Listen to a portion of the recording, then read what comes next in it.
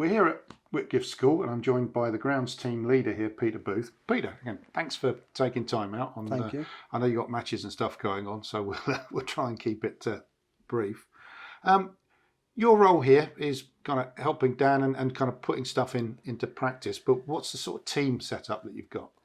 The team setup we have here is Dan obviously oversees the whole programme and I basically make the programme run.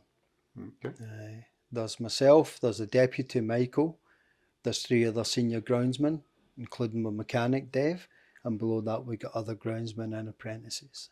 Okay. The apprentice programme is something that I know you guys are particularly proud of, and you've had a big hand in that. Yeah. Do you want to tell me a little bit about how you came to, develop that programme here? It happened quite a few years ago when Dan first started, and we had a chat about it, and we felt that in terms of grounds wasn't really getting sold to the younger public enough, and it was getting very, very hard to encourage youngsters to buy into the ground side of the industry. So we put ourselves out there, worked really hard to get youngsters in, sell the programme to them and go for there. And basically if you come here as an apprentice, then we're trying to give the best rounded education in the job that we can. That means when you leave here and you move on elsewhere, you really do have a good background, a good grounding. And you've developed some, and I presume some have stayed and some have moved on. Is that the case? Yeah. That's been the case. We have we've employed 2 apprentices who have ended up staying on, either through staffing levels needing to go higher, or when people left, we felt they'd come to a level that we could offer them a groundsman's position through their training, their attitude, their hard work, and the biggest thing for me is how you work in the team and be a good team member, which you have to have that harmony in the team. So when you develop these guys and they go off elsewhere at the end of or they stay with you, what's your overriding feeling, Peter? Sometimes I'm disappointed to lose them because they're actually in the process of becoming a very good grounds person. I'm also very proud that they're kicking on and doing well. Yeah. It's great to see younger members leaving, pushing on and getting to other places. That's part of development. That's part of the programme. Older members of staff leave, younger members of staff leave. As long as they're developing here and taking it to another level, then that's fine. There seems to be an ethos. I mean, you're an education establishment, but education, training and development seems to be very important for this team here. Would you agree with that? Yeah, I would. The previous head groundsman we had the chat and we started pushing a few things towards development and training. But since Dan's come in, we've taken that to the next level. It's something that myself and Dan are quite strong about. It really is just developing youngsters and developing the staff that are there. So developing the youngsters is paramount to keep the industry strong, and to continually challenge and develop the senior members of staff is also really important, because you want them to step up, be better, look at the new areas we work in, such as we'll get these new hybrid pitches that we're working on. So we've all really worked hard on with development and education, and me included. So that's massive. The big thing at the school also during the summer programme here is the cricket side of things. Yep. So we've got senior members of staff who've come in from golf, football, different areas. So now we're developing them in cricket. So in terms of the industry, you never stop learning. And that development, is it mainly in-house, or you're going external as well for? It's a bit of both. So the apprentices train through Myers Cole College. Yep. That programme. Our deputy Michael's done his level 4 turf management, which was obviously online outside. Sure. We have in-house training where we sit down and we discuss things, and we sometimes get people to come here and teach us things and do seminars. Okay. And we also send the staff on 1 day, 2 days, sometimes over a week, different seminars. We're groundsman mechanic. about 6 months ago, we sent him for a week up to Leicester City's training ground, where he done a few days with some other mechanic groundsmen, and came back with a lot of good ideas and a lot of good knowledge about grinding, about different machines. So that's massive. One of our younger members of staff, who are now starting to push in the irrigation side of things, has been up north and done an irrigation course at Leicester City as well. Okay. And he's come back now, and he's actually come back with some really good ideas. And so we're now starting to get him to take over that program, and we set up a program for him where he can fill in the areas that he does. We've got it all logged, so we know if anything happens now where we are. So you've been in this industry getting on for 40 years, I think you were saying, Yeah. and 16 years here. Mm-hmm. Have you noticed that it has got harder and harder to recruit? And I'm not just talking youngsters, just recruit generally, or has it always been that way? No, I think it's become much harder to recruit in the industry. It's become a problem. I was speaking to some other groundsmen, the guy at Fulham, Stuart, and different people, and they were finding it hard to recruit as well. For some reason, getting people to come and work in it has become really hard. Whether it's not enjoying working in the snow and the rain and different weathers, or maybe we need to sell the industry further and hopefully one day be recognised as a trade industry that can financially secure I hear this all the people's time, livelihood. Peter. So that's massive, and I think that's part of the reason that a lot of people have left the industry, So when you're promoting for apprentices, I mean, you've obviously had some success in this because you've got some apprentices for a start, which is a lot more than many other establishments have. What are you doing in terms of that promotion to attract them in? We advertise through Turf magazines. We advertise online. We use local newspapers. Yeah. Because for me, to get local children, local youngsters in that want to have a career in the industry is great. You've got them local. They understand the area. They understand what's happening here. Yeah. Have you ever tried working with any of the local schools or?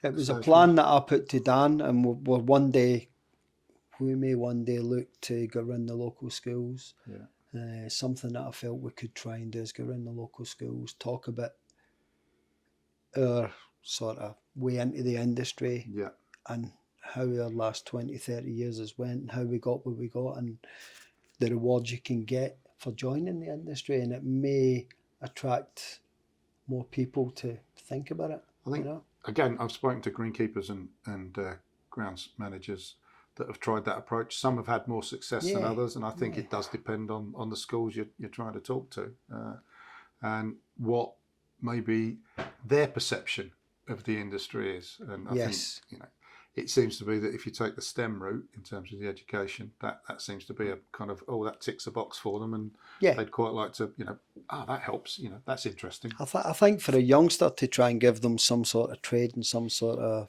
qualification to take forward is good for them. It's getting them in the door and getting them to look at it and getting them to realise it and get them to enjoy it. There is a lot of youngsters who are practical in their thinking in ways. So we can definitely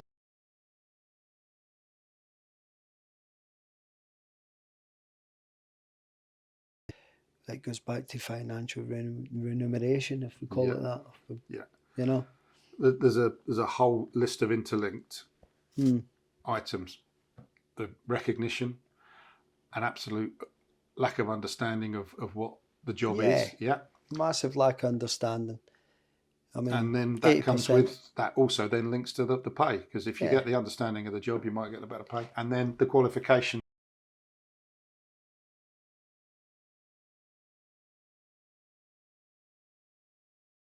And they cut the lawn at home, so they know what it's all about. Exactly, yeah. But really, for myself and Dan, we've got a lot of green grass out there, but it's what happens underneath that green grass that's very, very important towards the structure and how you keep building on it. And that's no different to how you build with a youngster, you know. That's an interesting analogy, really is. You know, Peter, you were mentioning, a solid foundation, and you've got your surfaces that you build, and you've got a structure here. And there's something I noticed on the wall, I think it's in your mess room there, called, is it grounds values? it is, yeah. About? Well, basically, the grounds values are a little Bible that we've structured in the team. We've sat down within the team and we've worked it out between us. And they're the values that we stick to. The biggest thing for me is a word called small margins, where I feel we do a job and the job's nice, but if you look at the grounds values, there's small margins that can always be better and better. And if you look at your height of cut, your quality of cut, if you're fertilising, you get your calibration right, you get your measuring right, you get every small detail spot on. It's a great Bible for the young apprentices when they come in to follow. And that's basically your culture forward. then? Yeah, it's massive in here that we use that word small margins, and that's the best way for me that I can work with the team and the team work together. And I have to be honest, I have got a great team of workers here who buy into it. But they have made the grounds values. Okay. They sat with me, they worked that out, so we all have to stick to it. Okay. We've made our rules, really. So it's team ownership of that. That's great. It certainly is, yeah. And it's very big it's very big for me, So it goes for the top to the bottom, really, through the whole job. For the machinery, to the grass, to the hard standing areas. We build tents, we fix fences, there's everything that we do here. And everything has to look the best it can be at all times, Peter, we could go on for quite some time here. I realise you've got an impending deadline. Thank you. So, yes, we've got a big thanks for your time today. Thank you. And hopefully see you soon. Well, we're here at Whitgift School and we're with Deputy Team Leader Michael Williams. Michael, football pitch is behind us, but this is your first team cricket area, isn't it? Yeah, from April to July, there's just constant cricket here. So yeah. And that's really your baby here, isn't it? You kind of head up the cricket side of things, is that right? I'm in charge of the first team square, and then which is on Northfield, and then Southfield Square, and then there's 2 squares on Southfield, which is more junior cricket on the far square, and second team cricket on the main square. Okay, so you've been doing this 11, 12 years now here? You've been here, yeah? Yeah, here, yeah. Couple of changes this year you were just telling me about. One, you got some new machines. You got some Dennis rotaries, the electrics. So we've moved on from petrol and we've purchased 3 rotary Dennis mowers that we've integrated into the cricket season here, and we use them as a clean-up mower, right, and to cut the squares as well. And the other thing that you've done is, first time this year in your renos, you've actually cored off the squares. Yeah, we've spoken about it for the past 3, 4, 5 years, and we've just looked at different data and ways to improve our renovation, and we have decided this year actually to take the plunge and you use a Coro on. Yeah. So obviously you're in the process now. You're starting to grow the grass back before you kill it in April. But so far, is it kind of going the way that you'd hoped? Have you seen any differences? Yeah, I think our coverage has been as good as any year. I think having a totally clean surface to start from and then reseed has been a massive help to us, yeah. And cricket is a big sport here. I mean, rugby is a big sport, but the cricket here, do you feel like you're under some kind of pressure to deliver at a surface that the first team will, suit them, shall we say? Yeah, I mean, parents are paying a high premium here, so we're looking to produce as close to professional standards as possible. So we're always looking to improve and follow the guys in the county circuit. And this is pretty much the first thing you see as you come into the road next to the school, and I think you can't quite see it from the main road, so you're on kind of display. I guess it's a big selling point for the school, is it? Yeah, I mean, it's a massive thing. every visitor who comes in them main gates always turns their head left and looks at Northfield. It's like the crown jewel of Whitgift School, and it's a massive thing in terms of during the sporting seasons, and then for events in the school like Umpen morning and Umpen evening and stuff like that as well. So your passion's cricket. We can see that there's 2 football pitches set up at the moment. Does that break your heart at the moment when, you know, somebody lumps a football in the middle of your what is quite a pristine square at the moment? I think it's just part of working at a multi-sporting school that you kind of have to change with the seasons and be open-minded to different sports at different times of the year, you know. But of course here it's a constant battle. We've got a white fence around the square to protect it, but it's a constant battle of keeping kids off and protecting it as much as we can. And stopping people putting draining goals right up against your fence there. Yeah. You come out with your shotgun. Yeah. So Michael, you've been here 11 years, but you came in from golf previously. Bit of a change? Yeah, I mean, I started as a 16-year-old from school. Yeah.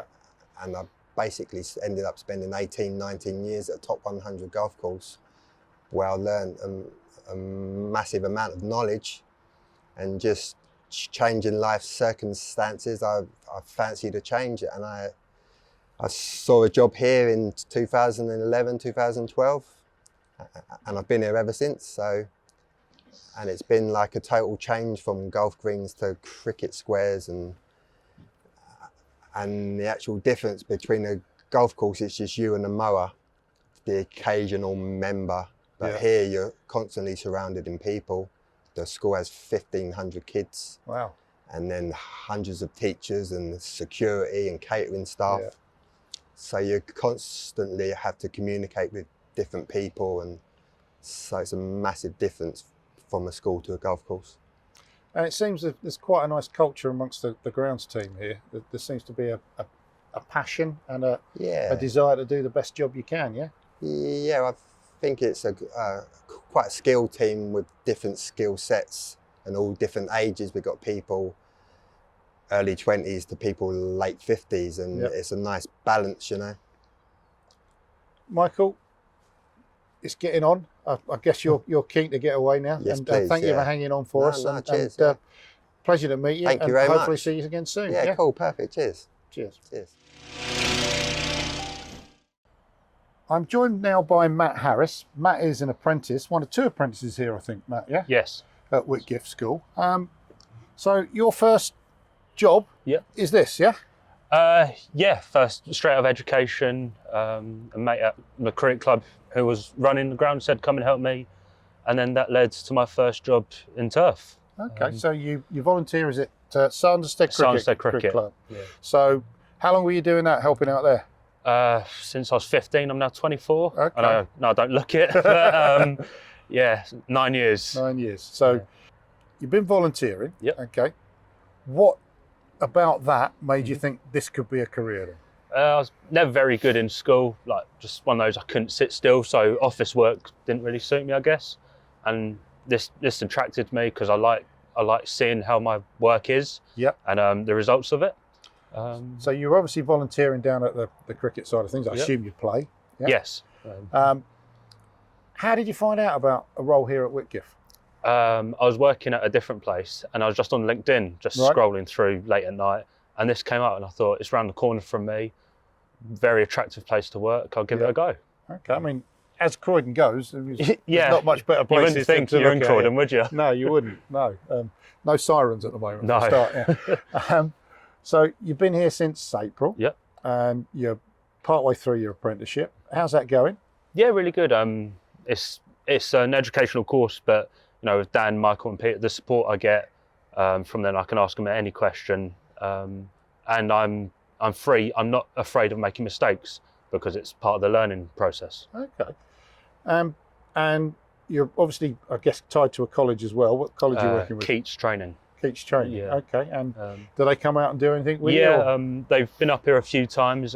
It's a lot of online courses, like the lessons are online. But yeah, they come out every 6 to 8 weeks, and we have like a walk around and they test some knowledge.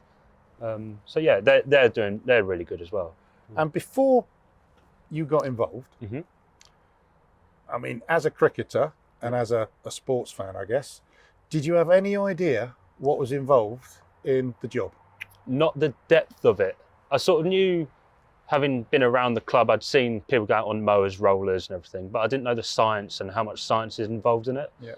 And that's the way it's going these days, like a lot of science. But yeah, I had no idea about all that. And is that part of the job you like, or is it really Yeah. being out in the outdoors? I like the outdoors, but it's about learning how to do your job as well. And that, like, fully understanding my work is really helpful for me. Okay. So you're at the very kind of first steps of apprenticeship. Mhm. There are now more levels for you to kind of progress to. I Yes. mean, is your ambition to stay here and progress, or have you got your eyes on further afield? I want to do a level 3, Yeah. and then I might look into management.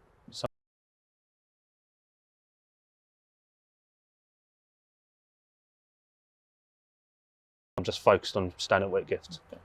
But it seems to me that the culture here is Mhm. all about progression, Yes. doing the best, and building careers, not just doing a job. Yeah, 100%. All the training that we get as staff, like I've been here since April, been on 5 or 6 training courses, and I've got another 3 at the end of this month. So there's definitely a drive to get your staff as best they can be. So ambitious lad. So we better tell Dan to watch his back, eh? Oh yeah, he's in trouble.